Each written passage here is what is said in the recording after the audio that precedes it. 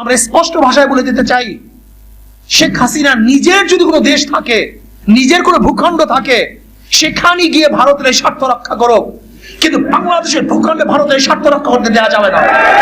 Clear cut কথা, সোজা কথা, কথা সাফ। এর বিরুদ্ধে আমাদের ইসলামী আন্দোলন বাংলাদেশ কর্তৃক আয়োজিত ভারত আগ্রাসনের স্বরূপ আমাদের স্বাধীনতা সংকট শিক্ষা আলোচনায় অনেকে উপস্থিত হয়েছেন, সবাইকে ধন্যবাদ জ্ঞাপন করছি। আলহামদুলিল্লাহ, প্রত্যেকের জায়গা থেকে, জ্ঞান থেকে, উপলব্ধির থেকে গুরুত্বপূর্ণ আলোচনা করেছেন। আমি বিশ্বাস করি এর মাধ্যমে জাতি এক দিক নির্দেশামূলক পথ খুঁজে পাবে, যেই পথে অগ্রসর হলে এই জাতির অস্তিত্ব টিকে থাকবে। আসলে বর্তমানে ভারত আমাদের উপরে কি কি আগ্রাসন চালাচ্ছে এই বিষয়ে কম বেশি সবাই জানি, কিন্তু অনেকেই বলি না। কেন বলি না? যেহেতু দেখা যায় বাংলাদেশে গুম হয়েছে, সে ব্যক্তিকে পাওয়া যায় ভারতে। সমস্যা এখানে। ব্যক্তি রাস্তায় বের হয়েছে, আর খুঁজে পাওয়া যাচ্ছে না কোথায় আছে, বুড়িগঙ্গায় ভাসতেছে। অনেকের সাথে অনেক আন্দোলন করছে, সে ব্যক্তির এখন আর নাই, নিশ্চিহ্ন হয়ে গেছে। গুম খুন নতুন এক সংস্কৃতি বাংলাদেশে চালু হয়েছে। ক্রস ফায়ারের নামে হত্যা, যে চিন্তাও করা যায় না। প্রদীপকে কার সাহসে সে এতগুলি হত্যা করেছে, কাদের অধীনে ছিল সে, এই প্রশ্ন কেউ খুঁজছে না, কেউ দিচ্ছে না। সেখানে ভারতের রাষ্ট্রদূত আমাদের আইজির সাথে দেখা করবে কেন? তার তো সেখানে কোনো কাজ নেই।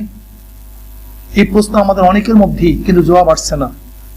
হঠাৎ করে ভারতের পররাষ্ট্রমন্ত্রী, পররাষ্ট্র সচিব, তিনি আমাদের দেশে আসবেন কেন? হর্ষবর্ধন সিংলা, বাস আসতেই পারে, আসাটাই স্বাভাবিক। কেন লুকাচ্ছেন কেন? বলতেছেন না কেন? স্পষ্ট করছেন না কেন? কারণ কোথায়? দুর্বলতা কোথায়? আমরা অনেকেই জানি না। একবার আমাদের দেশের পররাষ্ট্রমন্ত্রী বললেন যে বাবরি মসজিদ যদি নির্মাণ করা হয় তার সম্পর্ক ঠিক থাকবে না। আবার কিছুদিনের পরই সে একই ব্যক্তি কেন এই বক্তব্য দিবেন ভারতের সাথে আমাদের সম্পর্ক রক্তের সম্পর্ক, ভারতের উন্নয়ন আমাদের উন্নয়ন,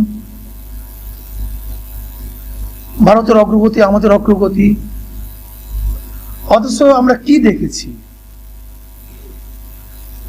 যে দেশ স্বাধীনতার সহায়ক হিসাবে বারবার আমাদের মঞ্চ থেকে আমরা ভারতকে ট্রিট করতেছি, স্বাধীনতার পক্ষে এত এত এত এত সাহায্য সহযোগিতা করেছেন। কিন্তু আমরা ইতিহাস কি দেখি? ভারতের ইতিহাস তারা তো স্বীকারই করে না আমরা পাকিস্তানের সাথে যুদ্ধ করেছি, এই স্বীকারই তারা করে না। বরং তাদের ইতিহাস তো এইভাবেই রচনা হয়েছে যে তারা পাকিস্তানের সাথে যুদ্ধ করেছে, তার প্রমাণও তারা রেখেছে। এর জন্যই তৎকালীন সময় সেনাবাহিনীর প্রধান ছিল কর্নেল ওসমানী, তার কাছে তার আত্মসমর্পণ করে নাই, বরং পাকিস্তানের আত্মসমর্পণ করেছিল অরোরার কাছে।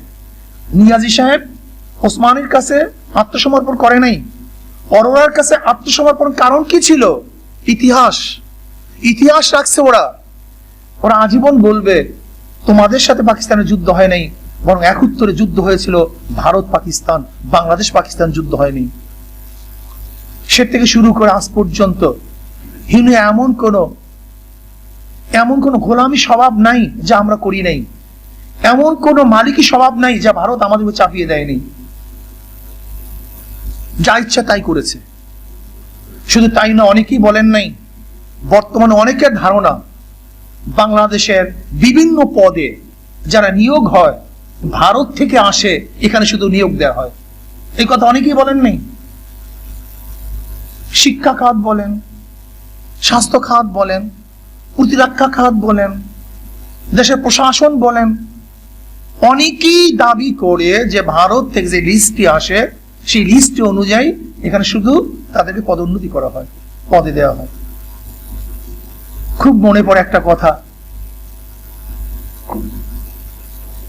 একটা আন্দোলন হয়েছিল তখন আমাদেরকে দাওয়াত দিতে এসেছিলেন এক দলের লোক, তখন আমাদের অফিসের মধ্যে কথা হইতেছিল। তা সচিবালয়ের পদোন্নতির ব্যাপারে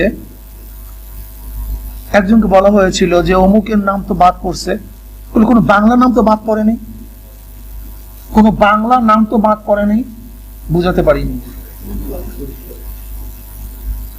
আরবি নাম বাদ পড়তে পারে কিন্তু কোনো বাংলা নাম তো বাদ পড়ে নাই, তো সেখান থেকে এসছে।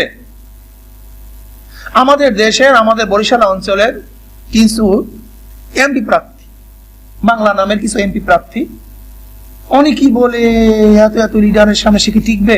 আমি বললাম ওই টিকবে, অন্য কেউ টিকবে না। কারণ কারণটা বাংলা নাম, ও তো বাংলা নাম, তাকে বাদ দেওয়ার ক্ষমতা খোঁজ শেখ হাসিনাও রাখে না, তা নাম ওভার থেকে আসছে, কাজে দেশে দিতেই হবে।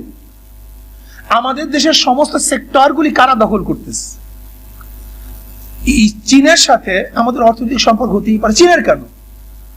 আমাদের অর্থনৈতিক সুবিধা নেওয়ার জন্য গোটা দুনিয়ার যে কোনো যার সাথে ইচ্ছা আমরা তার সাথে সম্পর্ক করতে পারি, চাই সে আমেরিকা হোক, চীন হোক, চাই সে মস্কো হোক, যেখানে হোক, সৌদি হোক, আমরা সম্পর্ক করতেই পারি।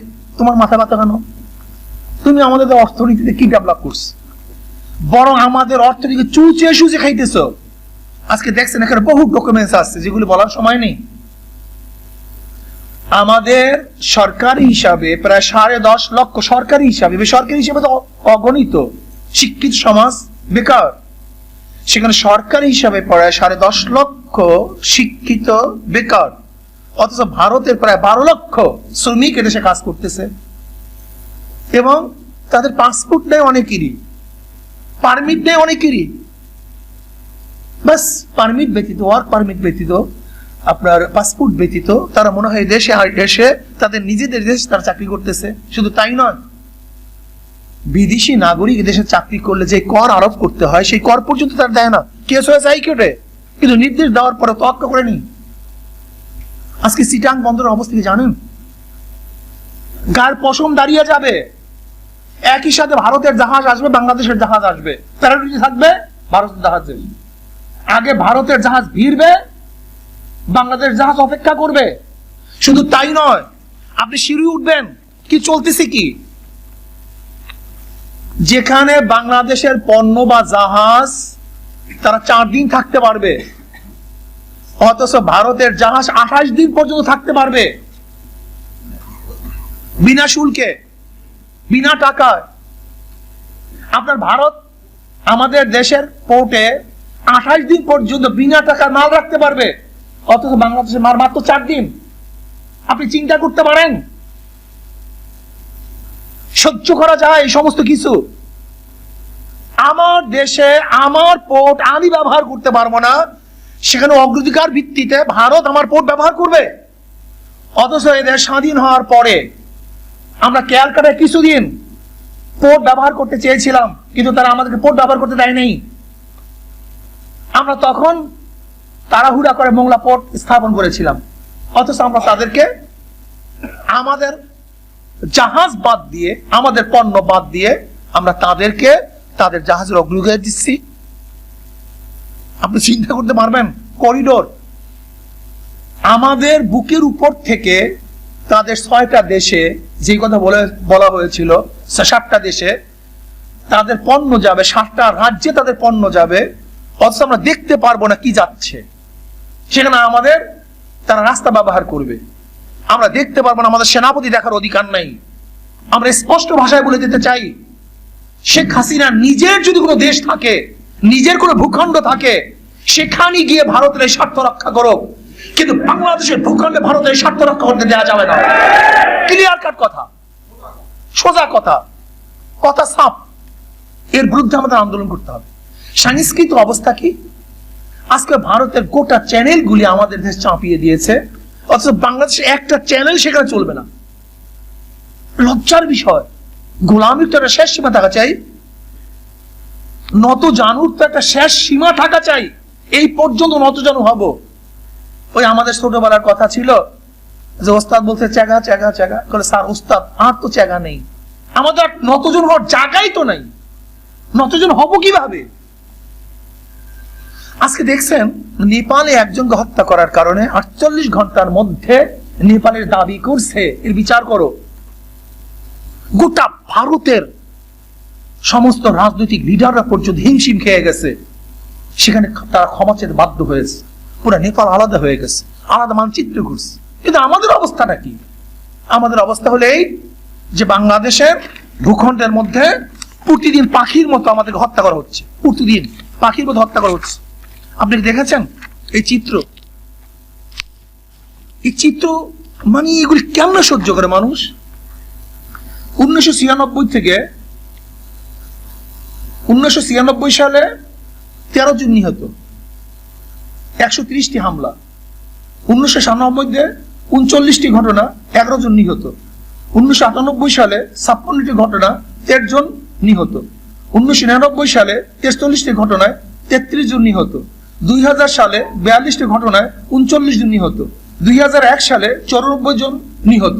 2002 সালে 105 জন নিহত। 2003 সালে 43 জন নিহত। 2005 সালে 104 জন নিহত। 2006 সালে 146 জন নিহত। 2007 সালে 120 জন নিহত, 120 জন নিহত। 2008 সালে 62 জন নিহত, 62 জন নিহত। 2009 সালে 96 জন নিহত। 2010 সালে বিএসএফ এর 74 জন বাংলাদেশি হত্যা করেছে। 2011 সালে হত্যা শিকার হয়েছে 31 জন। 2012 সালে হত্যা শিকার হয়েছে 38 জন। 2013 সালে হত্যা শিকার হয়েছে 29 জন। 2014 সালে হত্যা হয়েছে 33 জনকে।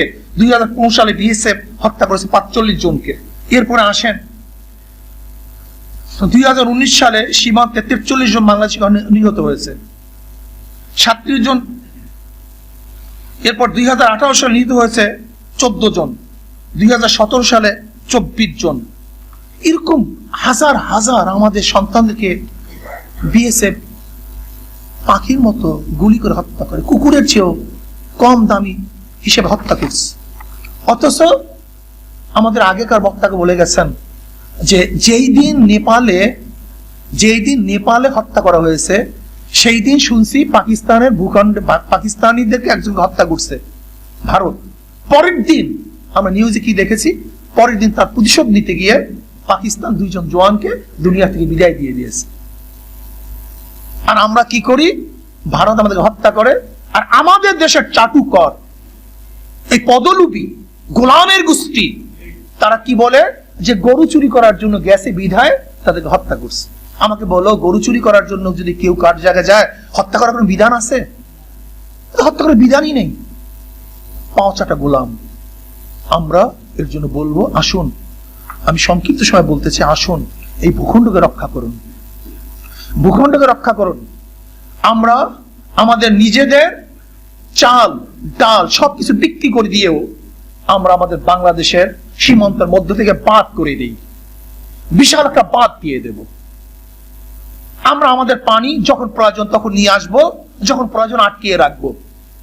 শুধু একটা বাদ দেই, আমাদের সীমান্তে আমরা একটা বাদ দেই, সবাই শ্রমজীবী হিসেবে বাদ দেব, প্রত্যেকে কাজ করব, সেখানে গিয়ে স্বেচ্ছাসেবী হিসেবে কাজ করব। আমরা একটা বাদ দিয়ে দিই, দেখবেন ভারতের কাছে আপনাকে যেতে হবে না, বরং আপনার কাছে কুকুরের মতো ভারত বসে থাকবে। শুধু একটা বাদ দিয়ে দেন। আজকে তিস্তা নদীর হিস্সা, অমুক নদীর হিস্সা আনার জন্য আপনি যান কেন? বরং আপনার যদি হ্যাডাম থাকে, আপনি যদি মানুষ হন, আপনার মধ্যে রক্ত থাকে, স্পিড থাকে, তাহলে আমরা ভারতের সীমান্তে আমাদের জায়গা থেকে আমরা বাঁধ নির্মাণ করি। আমরা ইচ্ছা করলে বাঁধ খুলবো, ইচ্ছা করলে বাঁধ আটকিয়ে রাখবো, গেট ইচ্ছা করলে খুলবো, ইচ্ছা করলে আটকিয়ে রাখবো। দেখবেন ভারত আজকে যেগুলো ফারাক্কা বাঁধ আমাদেরকে ডুবিয়ে মারে, ঠিক আমরা যদি বাঁধ দিতে পারি, তাহলে মনে করবেন ওরা আমাদের বাঁধ খোলার জন্য, গেট খোলার জন্য সবসময় করজোরে ওরা নত হয়ে আমাদের কাছে আসবে, যে বাঁধ খোলো, বাঁধ খোলো, বাঁধ খোলো।